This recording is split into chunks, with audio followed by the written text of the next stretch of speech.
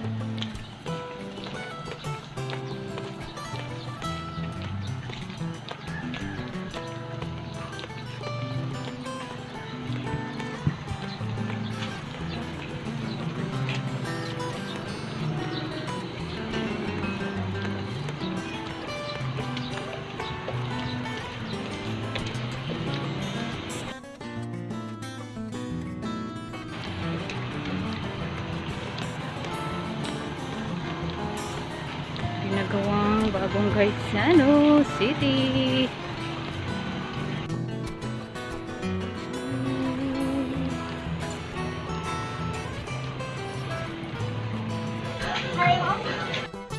Pagupit muna yung aming estudyante. Ayan, dito kami sa tindahan sa Kalibo Public Market.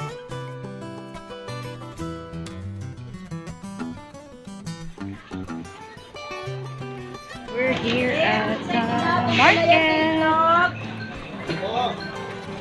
Bili ako ng kikiam at saka squid ball para sa aking maliit na business na street food. Dito lang sa aming village para naman meron kami daily income kahit papaano. Ayan. So, pili-pili lang muna tayo mga ka-wifey.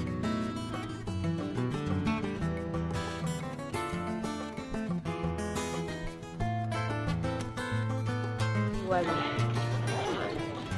Tuwa ka rin naman ako. Gulay. Abot ako din. Malaan sa walang kaanong tao.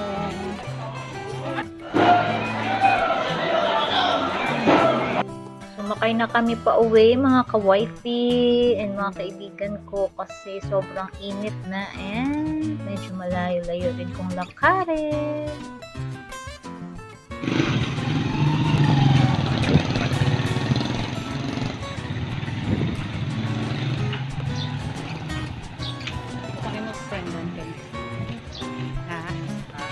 Panimot friend.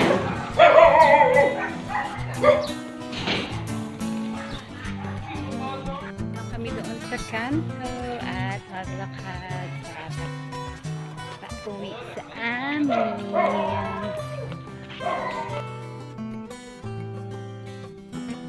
Cost 100 pesos. Ayan, 100 na po yan. Diyos mio Marimar. So mahal-mahal.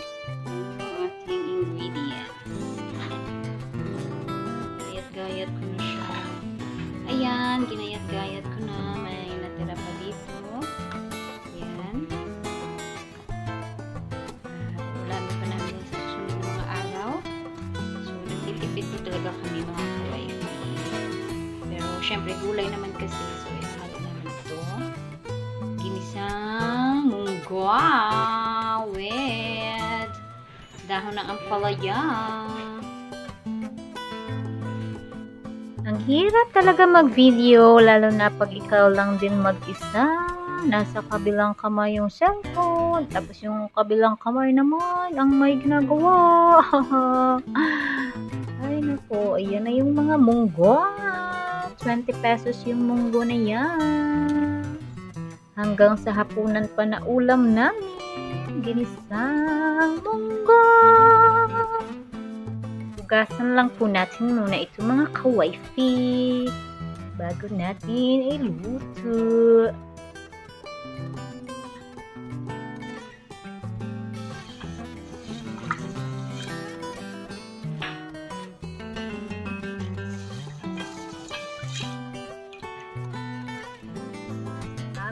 Nagaluto ngayon.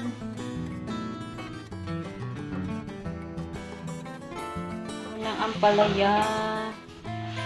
Ayan, 20 pesos po yan. Para maraming gulay. Ito naman yung ibang sangkap. Garlic, onion, and tomato. So mga kawaii, magluluto na tayo!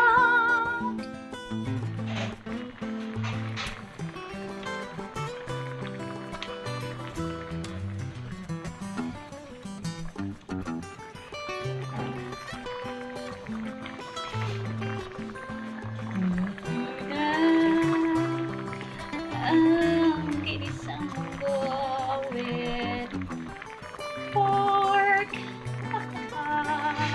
Namin mga kawifi. Husband ko ang nagluto niya. Ayan, umuusok pa. Umuusok pa.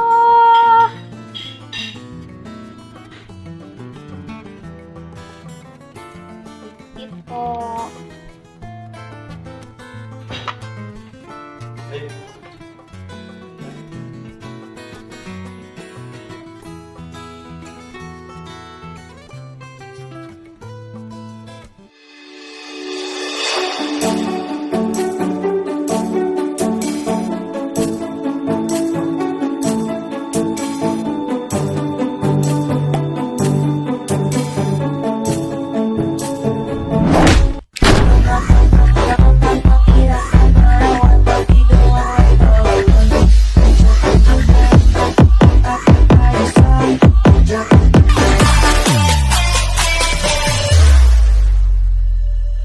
I think I'm going dumb, dumb.